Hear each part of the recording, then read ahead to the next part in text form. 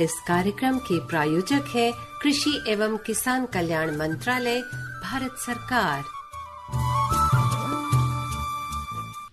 कार्यक्रम किसान की बात में बहुत बहुत स्वागत आप सभी का।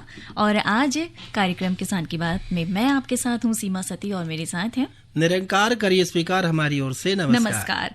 और आज निरंकार क्या बात करने वाले हैं हम यहाँ पर? देखिए, किसानों से जुड़ी बातें हम इस कार्यक्रम में लेकर आते हैं और हम जानते हैं कि आज किसान खेती को व्यवसाय के रूप में ले रहा है।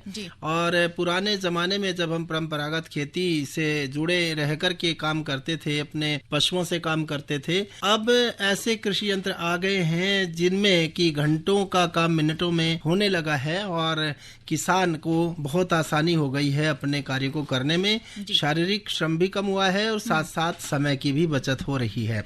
तो कृषि यंत्रों के बारे में आज हम जानकारी लेकर आए हैं और इस विषय पर जानकारी देने के लिए आज हमारे साथ हैं डॉक्टर सतीश डी लांडे, जो वरिष्ठ वैज्ञानिक हैं कृषि अभियांत्रिकी संभाग, भारतीय कृषि अनुसंधान संस्थान, पूसा, नई दिल्ली में। बहुत बहुत स्वागत है डॉक्टर साहब आपका। नमस्कार। और सीमा, जो हमारे श्रोता जुड़ना चाहेंगे डॉक्टर साहब से, तो उनके लिए फोन नंबर भी बता दीजिए। जी हाँ, आज फोन लाइंस हैं 011-2342-1081, यानी पुराना नंबर है जिससे आप बार बार बात करते हैं। 011 तो एसटीडी कोड है दिल्ली का, और नंबर है 2342-1081, 2342-1081, यानी 2342-1081। और जो हमें संदेश भेजना चाहते हैं मोबाइल के ऊपर, वो भी नंबर नोट कर ले। वही नंबर है जो हर प्रोग्राम में हम आपको बताते हैं, 9868868753, यानी 9868868753। जी हाँ, बिल्कुल। और एक बार आपको फिर से बता देते हैं, आज का विषय है कृषि यंत्रों का प्रयोग और उचित रख रखाव। और आज विशेषज्ञ हमारे साथ मौजूद हैं डॉक्टर सतीश डी लांडे। तो डॉक्टर साहब, शुरुआत करते हैं कार्यक्रम की। और सबसे पहला सवाल हमारा यही रहेगा कि कृषि यंत्रों की भूमिका और मशीनों का सही चुनाव किस प्रकार किया जा सकता है? खेती में देखा जाए तो जो भी कृषि यंत्र है उनकी एक अहम भूमिका है। जो भी कार्य हम कृषि यंत्रों से करते हैं उनके इस्तेमाल से हमारा समय की तो बचत होती है और साथ साथ ही जो आर्थिक रूप से भी हमारा एक बचत होती है। हमारे बहुत सारे कार्य जो है खेती के कृषि यंत्रों पर ही निर्भर होते हैं। जैसे हम शुरुआत करते हैं जुताई से, बुआई से या कटाई से, बहुत सारे जो भी कार्य है उनको अगर सही समय पे हमें खत्म करना है, कम लागत में खत्म करना है, तो हमें कृषि यंत्रों का बहुत ही अहम एक तरीके से भूमिका। और हम कुछ जैसे बातें करते हैं कि बीजों का, उर्वरकों का, इनका अगर कम मात्रा में अगर हमें प्रति एकड़ या हेक्टेयर हम बात करते हैं, इनको अगर कम मात्रा में हमें बहुत अच्छी तरीके से खेतों में देना है, पौधों को उपलब्ध कराना है, तो कृषि यंत्रों का बहुत ही बड़ा योगदान रहा है इन सब चीजों में। कृषि यंत्रों का बहुत महत्व है क्योंकि इससे समय की बचत होती है, श्रम की बचत होती है। बिल्कुल ठीक बात कही आपने। और डॉक्टर साहब, जो कृषि यंत्र हैं वो भी हमारे कई प्रकार के हैं, जैसे कि जो मिट्टी को तैयार करने के लिए इस्तेमाल होते हैं, उनमें किन किन बातों का ध्यान रखें? आमतौर पर हम अगर बात करें कृषि यंत्रों के इस्तेमाल की, किसान भाई हम शुरुआत करते हैं जैसे जुताई यंत्र।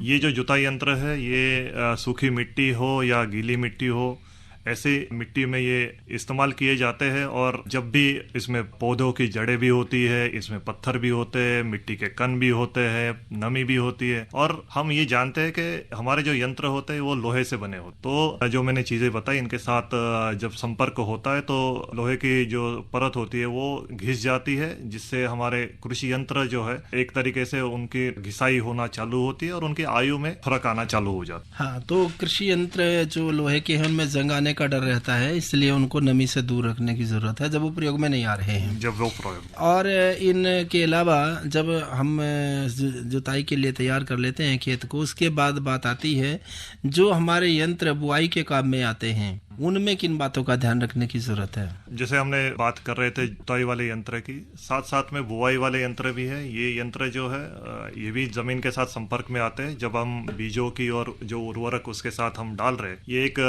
जमीन के के जो हमें उचित गहराई है इनमें डालने की हम इससे कोशिश करते हैं। कोई श्रोता शायद लाइन पे है, इंतजार करके कई बार फोन कट जाता है। जी हेलो। जी नमस्कार। नमस्कार सर, कहाँ से बात कर रहे हैं, सवाल पूछिएगा। लखनऊ से राजा बात कर रहा हूँ। जैसे जो कृषि यंत्र होते हैं तो क्या हम अगर उनको लेना चाहें तो क्या ये सरकार की तरफ से या हमको मतलब बैंक से अगर निकलवाना चाहें, जैसे ट्रैक्टर वगैरह निकल आते हैं, तो ये कृषि यंत्र भी हमको मिल सकते हैं? ये बहुत महत्वपूर्ण बात है। जब भी हम कृषि यंत्र खरीदना चाहते हैं या हम सरकार से लेना चाहते हैं तो कृषि यंत्र ये सब्सिडी के ऊपर उपलब्ध है। हमारे यहाँ भारत सरकार भी काफी कृषि यंत्रों के ऊपर सब्सिडी मुहैया कराती है। साथ साथ में जो हमारे राज्य सरकार है वो भी जो किसानों के लिए उपयुक्त यंत्र है उनका भी एक तरीके से सब्सिडी के ऊपर उनको कुछ यंत्र उपलब्ध कराती है। अब बात जब आती है कि किस तरीके के कृषि यंत्रों को हम ले, तो इसमें सबसे महत्वपूर्ण ध्यान हमें रखना पड़ता है कि जो कृषि यंत्र है ये एक हमारी जैसे टेस्टिंग सेंटर्स है जो भारत सरकार ने जिनको एक तरीके से बताया है कि ये टेस्ट करके कुछ कृषि यंत्र उनकी रिपोर्ट बनाई जाती है। ऐसे ही कृषि यंत्र हमें लेने चाहिए जिनको टेस्टिंग सेंटर से टेस्ट कराया हो, और जब भी हम जिस कंपनी से ये खरीदना चाहते हैं उनको हम मांग सकते हैं कि आपके टेस्ट रिपोर्ट, उससे हमें 2-3 जानकारियां प्राप्त हो सकती है। एक तो किस जगह पे ये टेस्ट हुए हैं, इनका परफॉर्मेंस कैसा है, किस तरीके से एक मूल्यांकन होता है जिससे आप वो कृषि यंत्र आपके लिए उपयुक्त है नहीं है, किस तरीके से वो आप इस्तेमाल कर सकते हैं, इन सब की जानकारी उसमें होती है जिससे आप आसानी से आप कृषि यंत्र खरीद सकते। अगर हमें पौधे अगर लगाने हैं तो एक बहुत उपयुक्त मशीन है, पोस्ट होल डिगर कहते हैं जिसको, जिससे हम एक तरीके से एक गड्ढा खोदने की मशीन होती है, तो उसके बहुत सारे आकार में वो आते हैं। हम अलग अलग गहराई के गड्ढे खोद सकते हैं जिसमें हम बागवानी से लेके जो भी पौधे हमें लगाने वो उचित तरीके से हम उस गड्ढों में लगा सकते। हेलो। हाँ जी सर, नाम बताइए, सवाल कीजिएगा। मैं अशोक बात कर रहा हूँ कानपुर से। जी बताएं। जैसे कृषि यंत्रों में कोई ऐसा भी यंत्र आता है जो हमारी खेतों में बीज जो है बो सके? बीज के बुआई के तो काफी यंत्र हमारे देश में अवेलेबल है और बहुत सारी कंपनियां बहुत सारे प्रकार के यंत्र बनाती है। और साथ साथ में अगर हम बात करते हैं कि कटाई के साथ साथ में अगर कटाई के बाद जैसे जो फसल अवशेष है उनको भी हम एक तरीके से बिना बाहर निकाले हुए उनको खेत में ही दबाते हुए बुआई करना चाहते हैं, तो ऐसे काफी यंत्र अवेलेबल है। जीरो टिलेज जिसको बोलते हैं, कुछ जीरो टिलेज है, कुछ सुपर सीडर्स है, बहुत अच्छे अच्छे यंत्र आए हुए हैं। धान के लिए भी काफी अच्छे यंत्र आए हुए हैं। हेलो। हाँ जी सर, नाम बताइए, सवाल कीजिए। मैं सत्यम पाल बात कर रहा हूँ, मुरादाबाद। जी बताएं। मैडम जी मेरे 2 प्रश्न हैं। एक तो यह है कि जो प्राइमरी जुताई के लिए जो यंत्र है वो कौन कौन से हैं श्रेणी में, और जो सेकेंडरी जुताई के लिए है वो। उसके अलावा जो एक लैंड लेबरर होता है वो इकसार कर देता है जमीन को, तो उसका जो मैकेनिज्म है कार्य करने का वो क्या है? ये जो हम जैसे आपने बात की कि प्राइमरी और सेकेंडरी, कुछ प्राथमिक जुताई करने वाले यंत्र होते हैं जिसमें आते हैं एमबी प्लाऊ है, डिस्क प्लाऊ है, जिससे हम एक तरीके से जो हमारी एक कठिन जमीन जो है उसको हम खोदते हैं, ढीला करते हैं, और जब ये ढीले हो जाते हैं तो उनको जो हमारे सेकेंडरी वाले यंत्र होते हैं जिसमें हैरो आते हैं, आप उसमें बहुत सारे प्रकार है, या रोटावेटर से भी ले सकते हैं। इन सब जो ढीली हुई मिट्टी है उसको हम अच्छे से तोड़ते हैं, एक तरीके से उनके टुकड़े छोटे किए जाते हैं, एक तरीके से लेवल किए जाते हैं। जो दूसरा सवाल आपने पूछा है कि लेजर लैंड लेवलर, एक बहुत उपयुक्त और बहुत कारगर ऐसी मशीन है जिसके इस्तेमाल से हम एक उचित तरीके से जमीन को लेवल करते हैं, मिट्टी को लेवल करते हैं, जिससे बहुत सारे हमें फायदे मिलते हैं। एक सबसे बड़ा फायदा अगर हम बात करें, जब हम पानी देते हैं खेतों में तो बहुत एक समतोल तौर पे वो पानी को हम एक कोने से अगर शुरू कर दे तो बहुत अच्छी तरीके से पूरे खेत में बहुत सही तरीके से पानी चला जाता है, जिससे हमारा मतलब हर पौधों को उचित मात्रा में पानी मिलता है। तो जानकारी इस तरीके से आपको और भी मिलती रहेगी, लगातार आप फोन कर रहे हैं और इसी तरीके से जुड़े रहिए। और नंबर एक बार फिर से बताते हैं 23421081, और आज का जो विषय है हमारा है कृषि यंत्रों का प्रयोग और उचित रख रखाव। तो निरंकार जी, अभी बीच में एक संदेश है वो भी ले लेते हैं। बिल्कुल। अरे क्या कर रहा है? इधर इधर इधर हम बोल रहे हैं तेरे बीजू का। उतला बोल रहा है? पक्षियों से तो हम खेत को बचा लेते हैं, पर इन घातक रसायनों से कैसे बचाएं? मतलब? देख बेटा, तू जो ये अंधाधुंध रसायन मिलाता है ना, मिट्टी की सेहत बिगड़ने लगी है, और जब माटी ही कमजोर पड़ जाएगी तो उपज कैसे सेहतमंद होगी?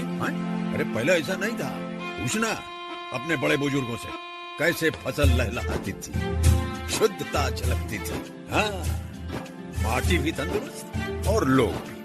अरे पहली वाली बात कहाँ, पर अब तो सब यही डाले हैं। सब नहीं, आज भी लाखों जागरूक किसान परंपरागत विधि से फसल उगा रहे हैं। खर्चा कम और उपज की कीमत भी बेहतर पा रहे हैं। सच है?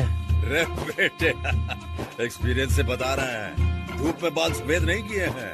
हाँ। ठीक है भाई, मैं भी आज से जैविक खेती शुरू करूंगा। माटी से प्रेम की परंपरा है, परंपरागत खेती। कार्यक्रम किसान की बात में एक बार फिर से बहुत स्वागत आप सभी का।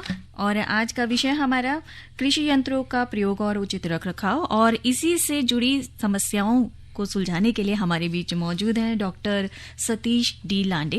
तो डॉक्टर साहब बात कर रहे थे, हाँ, बिजाई वाले जो हैं उनकी बात हो रही थी, तो बिजाई वाले यंत्रों के बारे में बताइए। तो जैसे बिजाई वाले यंत्र एक बहुत महत्वपूर्ण यंत्र है। किसान भाई हर कोई चाहता है कि उनके यंत्र उनकी जो उचित आयु है, जैसे हम मान के चलते कि 10 सालों तक ये या सही से वो चलते रहे, तो इनमें कुछ चीज़ों का हमें ध्यान रखना पड़ता है। आमतौर पे जब भी हम खेत में मशीन ले जा रहे हैं तो ये थोड़ा सा तसल्ली कर ले कि हमारे यंत्र के जो पार्ट्स है या उसमें जो नट बोल्ट लगे हुए हैं, उसमें जो गरारियाँ लगी हुई है, चेन लगी हुई है, ये सही से फिट है, इनके नट बोल्ट सही से टाइट है। जैसे हम इन सब बातों का तसल्ली कर लेते हैं, फिर हम अपना सही से उसे इस्तेमाल करिए, सही से ट्रैक्टर से जोड़िए और बुआई करिए। जब हमारा कार्य खत्म हो जाता है, हम जब उन्हें अच्छी तरीके से उनका भंडारण करना चाहते हैं, तो 2-3 चीज़ों का ध्यान रखना बहुत ज़रूरी है। जो बीज वाला बॉक्स है उसको सही से खाली करवाइए, उसमें जो दाने रहते हैं उनको खाली करवाइए। अगर वो खाली नहीं करवाते, वो नमी पकड़ते हैं, वहाँ फफूंद आती है, वहाँ अगर कुछ रहता है तो जिसे चूहे भी आ सकते हैं, और वो हमारे जो मशीन है, मशीन के पार्ट्स को भी खराब कर सकते हैं। जो हमारा उर्वरक का बॉक्स है वो भी बहुत महत्वपूर्ण है। जब भी उर्वरक एक रसायन होता है, तो जब भी हमारा लोहे का बॉक्स उसके सानिध्य में आता है तो वो जंग खाना शुरू करता है। तो जब भी हमारे खेत के ये जो बुआई यंत्र है, जैसे काम हो जाए, उनको सही तरीके से साफ करके, उनके बक्से साफ करके, उनके जो फाले हैं उनसे मिट्टी हटा के, सूखा के, हम जहाँ मतलब एक साफ सुथरी जमीन में, समतल जमीन में उसे अच्छे से शेड के अंदर में भंडारण कर सकते हैं, जिससे हम उनकी आयु भी बढ़ा। जी बिल्कुल। और अगर आप भी इस प्रोग्राम से जुड़ना चाह रहे हैं तो 23421081 के माध्यम से प्रोग्राम के साथ जुड़ सकते हैं और कृषि यंत्रों की देखभाल और रखरखाव के बारे में आज जानकारी ले सकते हैं। और आगे प्रोग्राम बढ़ाएं उससे पहले सुनते हैं ये संदेश। क्रांति, एक नए युग का आगाज। मधु क्रांति विकास के नए रास्ते खोल रही है, मधुमक्खी पालकों के जीवन स्तर को बेहतर बना रही है, साथ ही पूरी दुनिया में शहद के क्षेत्र में भारत को एक नई पहचान दिला रही है। भारत सरकार मधुमक्खी पालकों की आय को बढ़ाने और उन्हें आत्मनिर्भर बनाने के उद्देश्य से देश में मधुमक्खी पालन के संवर्धन और विकास के लिए सभी आवश्यक सहायता प्रदान कर रही है। माननीय प्रधानमंत्री के दूरदर्शी नेतृत्व में कृषि सहित मधुमक्खी पालन को बढ़ावा देने के लिए अनेक कदम उठाए गए हैं। किसान तरक्की की राह पर आगे बढ़ रहे हैं। अगर कोई सक्सेस स्टोरी मीठी मुस्कान भी बिखेरे और स्वाद में भी मिठास भरे, तब तो आप इसे जरूर सोने पर सुहागा कहेंगे। हमारे किसान इन दिनों शहद के उत्पादन में ऐसा ही कमाल कर रहे हैं। शहद की मिठास हमारे किसानों का जीवन भी बदल रही है, उनकी आय भी बढ़ा रही है। मधुमक्खियां न सिर्फ शहद देती हैं, बल्कि पर्यावरण और कृषि के लिए भी आवश्यक हैं। यूं तो भारत में लंबे समय से लोग मधुमक्खी पालन का काम पारंपरिक तरीकों से करते आ रहे हैं, लेकिन आज के समय में इस क्षेत्र में अपार संभावनाएं भी हैं और जरूरत भी है। मधुमक्खियों की इसी जरूरत और योगदान का जश्न मनाने और इसे और बारीकी से समझने के लिए ही मनाया जाता है विश्व मधुमक्खी दिवस। इसी आवश्यकता को समझते हुए 2020 में राष्ट्रीय मधुमक्खी पालन और शहद मिशन की शुरुआत हुई। उद्देश्य स्पष्ट था, मधुमक्खी पालन के कार्य को वैज्ञानिक और तकनीकी रूप से विकसित करना और ज्यादा से ज्यादा लोगों को इसके लिए प्रोत्साहित करके मधु क्रांति के सपने को साकार करना। मधुमक्खी पालन से मिलने वाले उत्पाद जैसे शहद, बी वैक्स, रॉयल जेली और पॉलन आदि कई क्षेत्रों में प्रयोग किए जाते हैं। माननीय प्रधानमंत्री जी के प्रोत्साहन से और कृषि मंत्री जी के मार्गदर्शन से आज राष्ट्रीय मधुमक्खी पालन और शहद मिशन सफलता का पर्याय बन चुका है। न केवल ये देश के किसानों के लिए आय बढ़ाने का एक साधन बना है, बल्कि तमाम लोगों के जीवन को बेहतर बनाने के साथ साथ देश के आर्थिक विकास में भी योगदान दे रहा है। 2013-14 से 2021-22 तक शहद का उत्पादन 76,000 मीट्रिक टन से बढ़कर 2021-22 में 1,33,000 मीट्रिक टन से अधिक हुआ। शहद का निर्यात 28,000 मीट्रिक टन से बढ़कर 74,000 मीट्रिक टन से अधिक हुआ। 3 विश्व स्तरीय अत्याधुनिक टेस्टिंग लैब और 31 मिनी शहद टेस्टिंग लैब स्थापित हुई। राष्ट्रीय मधुमक्खी पालन और शहद मिशन की कामयाबी सिर्फ आंकड़े ही बयान नहीं कर रहे, कहानियां खुद इसकी सफलता की बानगी पेश कर रही हैं। मैंने 1990 में मधुमक्खी पालन शुरू किया, 2 बॉक्स से शुरू किया और आज हमारे पास लगभग 4,200 बी बॉक्सेस हैं। लगभग 17 तरह के हनी हम लोग प्रोड्यूस करते हैं जो डिफरेंट एरियाज में बी को माइग्रेट करके प्राप्त होते हैं। इसके अलावा जितने बी बॉक्सेस मैन्युफैक्चरिंग यूनिट है हमारे पास, वैक्सीट मैन्युफैक्चरिंग यूनिट है, 20 मीट्रिक टन पर डे का हनी प्रोसेसिंग प्लांट है। आज हमारा जो उत्पादन है वो 1 लाख केजी लगभग एनुअली हम लोग प्रोड्यूस करते हैं। यमुनानगर के सुभाष काम्बोज मधुमक्खी पालन के अपने काम के चलते आज देश भर में जाने जा रहे हैं। सुभाष जी ने वैज्ञानिक तरीके से मधुमक्खी पालन का प्रशिक्षण लिया। इसके बाद उन्होंने केवल 6 बॉक्स के साथ अपना काम शुरू किया था। मैंने सिर्फ अपने पोलिनेशन के लिए और शहद खाने के पर्पज से ये बॉक्स रखे थे। जब मैंने देखा कि मधुमक्खियां भी बढ़ रही हैं और हमें शहद भी मिल रहा है, तो मैंने फिर प्रोफेशनल तौर पे इसी काम को ही करने की सोची और आज की तारीख में मैं लगभग 1500 बॉक्स पे मधुमक्खी पालन कर रहा हूँ। ज्यादा से ज्यादा लोग इस मिशन का हिस्सा बन रहे हैं। इतना ही नहीं, ये मिशन नारी शक्ति को और अधिक सशक्त बनाने में भी बड़ा योगदान दे रहा है। अभी तक महिलाओं के 164 स्वयं सहायता समूहों को इससे जोड़ा जा चुका है। इसी तरह मधु क्रांति पोर्टल पर अभी तक लगभग 13,000 से अधिक मधुमक्खी पालक और 21 लाख मधुमक्खियों की कॉलोनीज रजिस्टर हो चुकी हैं। आज भारत प्राकृतिक शहद का 6ठा सबसे बड़ा निर्यातक है। भारत मधुमक्खी पालन और शहद उत्पादन के क्षेत्र में सारी दुनिया के लिए एक मिसाल के तौर पर उभर कर सामने आ रहा है। मधु क्रांति आय और रोजगार के अवसर बढ़ाए। कार्यक्रम किसान की बात में एक बार फिर से बहुत बहुत स्वागत है आप सभी का। और डॉक्टर साहब, हम बात कर रहे थे बिजाई के यंत्रों की, अब हम बात करना चाहेंगे जो कटाई करने वाले, हार्वेस्ट करने वाले हैं, चाहे वो खाद्यान्न है, सब्जी हैं, जिस तरह के, अभी उन यंत्रों के बारे में भी जानकारी चाहेंगे। बिजाई यंत्र के बाद एक मुख्य यंत्र है कटाई के लिए। काफी आमतौर पे जैसे हम कंबाइन हार्वेस्टर हमारे पास अवेलेबल होते हैं। इन कंबाइन हार्वेस्टर को जब भी हम खेत में इस्तेमाल कस्टम हायरिंग के द्वारा या जो भी जिस तरीके से करना चाह रहे हैं, तो उसमें 2-3 बातों का ध्यान रखना जरूरी है। एक कि हम उचित हाइट पे हमारी जो भी धान की कटाई है या गेहूं की कटाई, उससे सही हाइट पे कराए। अन्यथा बहुत बार क्या है कि हम ज्यादा ऊपर करते हैं तो जो हमारा कृषि अवशेष बाकी रहते हैं उनका एक प्रबंधन एक बड़ी समस्या उठ के आती है। तो वो समस्या से निदान पाने के लिए हम एक सही हाइट पे उसे कट करते हैं, तो बहुत अच्छी तरीके से हम हमारे खेत को सही तरीके से हम उसे मैनेज कर सकते हैं। यानी ज्यादा से ज्यादा फसल अवशेष, जो फसल है हमारा, उसमें अवशेष कम रहेंगे और जो आपके मतलब का है वो ज्यादा प्राप्त कर सकेंगे। इसके अलावा जो छिड़काव वाले यंत्र हैं वो भी आते हैं। छिड़काव वाले यंत्र बहुत महत्वपूर्ण यंत्र है। इनमें इस तरीके के रसायन यूज करते हैं जिनको हम जो भी हमारे खेत पौधों के ऊपर कीटक है या जो पौधों के ऊपर रोग आए हैं, इनको कंट्रोल करने के लिए इस्तेमाल करते हैं। जब भी हमारा कृषि यंत्र जो स्प्रेयर है वो जैसे हम कार्य पूरा हो जाता है, इसकी जो टैंक है उसको बहुत अच्छी तरीके से साफ करना है, अच्छे पानी से साफ करना है और एक तरीके से हम उसे पानी थोड़ा सा रखे उसे फ्लशिंग करना है। मतलब नोजल के द्वारा जो भी अंदर में रसायन बाकी होगा उसको निकाल देना है, जिस वजह से कि जो कुछ मेटल के पार्ट से, कुछ रबर के पार्ट से, ये सब बच जाएंगे और हमारा यंत्र जो है हम अगले सीजन में या जब भी हमें उसका इस्तेमाल करना है बहुत अच्छी तरीके से हम उसे इस्तेमाल कर सकते हैं। अच्छा, इनमें हमें बहुत महत्वपूर्ण हमारा यंत्र है ट्रैक्टर। वो जुताई में भी काम आता है, थ्रेसिंग में भी काम आता है, स्पेयर में भी काम आता है, हर जगह काम आता है। उसके रख रखाव के बारे में भी कुछ बताइएगा। ट्रैक्टर तो हमारा एक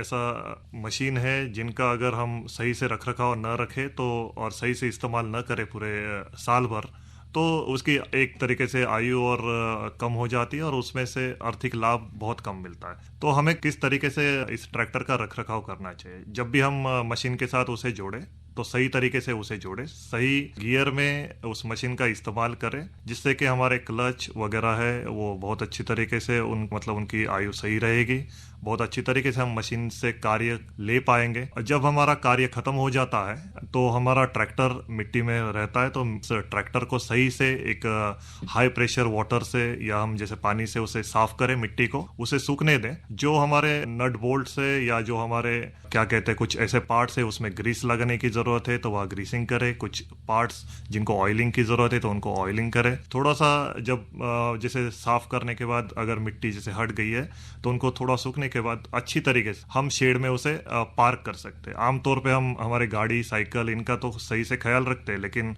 हम थोड़ा सा अनदेखा करते हैं कि हमारे ट्रैक्टर्स जो है मिट्टी में ही चलते तो कुछ होगा नहीं, ऐसी बात नहीं है। उसको सही तरीके से रखने के लिए हम जैसे हमारी गाड़ी के हम ख्याल रखते हैं, देखभाल करते हैं, उसी तरीके से हम ट्रैक्टर का भी हम जी जी बिल्कुल। और एक सवाल यहाँ पर यह है कि कृषि मशीनरी की कस्टम हायरिंग क्या होती है? कस्टम हायरिंग के बारे में अगर जानकारी मिल पाए तो। ये बहुत अहम बात है कि हम हर कोई किसान जो है हम मान के चलते हैं कि हर किसान को किसी ना किसी मशीन की जरूरत पड़ती है। आज की बात करें तो श्रमिकों की संख्या बहुत कम हो चुकी है, तो किसानों को सही समय पर कृषि यंत्र मिलना बहुत जरूरी है। हर किसान जो है नया कृषि यंत्र ले नहीं सकता क्योंकि इनकी एक कीमत जो है बहुत ज्यादा होती है। और दूसरे तरीके से हम देखें तो अगर हमारे कुछ छोटे किसान हैं, उनकी जो जमीन है वो इतनी छोटी है कि हम पूरे साल भर उन कृषि यंत्रों का इस्तेमाल नहीं कर सकते। तो एक हम पकड़ के चलते हैं कि कुछ कृषि यंत्र एक अगर उनसे हमें सही से लाभ पाना है तो एक कम से कम उनके सालाना घंटे होते हैं उसी में वो इस्तेमाल करने चाहिए। अगर वो नहीं होता है तो हमें एक कस्टम हायरिंग एक बहुत अच्छा पर्याय है, जिसके द्वारा हम जो भी कृषि यंत्र हमें इस्तेमाल करने के लिए देता है, एक प्रति एकड़ या प्रति घंटे के हिसाब से वो हमें कृषि यंत्र के इस्तेमाल के लिए हमें उपलब्ध हो जाते हैं। और उनसे जो हमारे उपयुक्त कार्य है, जो भी हमारे कार्य है, उनको सही समय पे एक उचित लागत में हम उसे पूरा करवा सकते हैं। जी से निकल कर फसल आए, सुरक्षित हो जाए।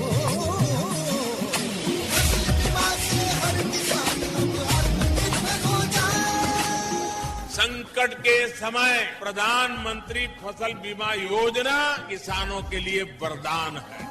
अब सूखा पड़े या बाढ़ आ जाए कोई डर नहीं, अब ओले पड़े या कीट पतंगे फसल खा जाए कोई फिक्र नहीं, क्योंकि हमने लिया है प्रधानमंत्री फसल बीमा। बुआई से फसल कटाई तक हर जोखिम का दावा, न्यूनतम प्रीमियम पर अधिकतम भुगतान का वादा। योजना से हर साल जुड़ रहे हैं 5 करोड़ से ज्यादा किसान। अब आपकी है बारी। नजदीकी कृषि कार्यालय, सहकारी समिति, बैंक शाखा, अधिकृत बीमा कंपनी या जन सेवा केंद्र में स्वेच्छा से करा सकते हैं पंजीकरण। फसल बीमा पोर्टल या फसल बीमा ऐप द्वारा भी कराया जा सकता है पंजीकरण। प्रधानमंत्री फसल बीमा योजना, आपकी फसलों का संपूर्ण सुरक्षा कवच, कृषि एवं किसान कल्याण मंत्रालय। और जैसे कि डॉक्टर साहब आज बहुत अच्छी जानकारी हमें मिली यहाँ पर कि कृषि यंत्रों का प्रयोग और उचित रख रखाव। और चलते चलते हम ये जानना चाहेंगे कि हमारे किसान भाई सस्ती कीमतों पर कहाँ से ये यंत्र ले सकते हैं? जब हम एक मशीन या कृषि यंत्र खरीदने की बात आती है तो हम अच्छी कंपनी से इसे खरीदने की बहुत आवश्यकता है। साथ में मैंने बीच में जैसे बात की कि जो भारत सरकार ने टेस्टिंग सेंटर्स बनाए, उनके टेस्ट हुए जो मशीन्स है उन्हीं से हम टेस्ट किए हुए मशीन्स ले, और हमारा जो राज्य सरकार है उनका कृषि विभाग में उसका संपर्क करें। और समय की बाध्यता है डॉक्टर साहब, आपने इतनी महत्वपूर्ण जानकारी दी हमारे श्रोताओं को, इसके लिए आपका बहुत बहुत धन्यवाद। और सीमा, अब घड़ी की सुइयों से इशारा मिल रहा है कि विदा लें। और इसी के साथ मैं सीमा सती और मैं निरंकार रहते हैं इजाजत। आप सभी को नमस्कार। इस कार्यक्रम के प्रायोजक थे कृषि एवं किसान कल्याण मंत्रालय, भारत सरकार।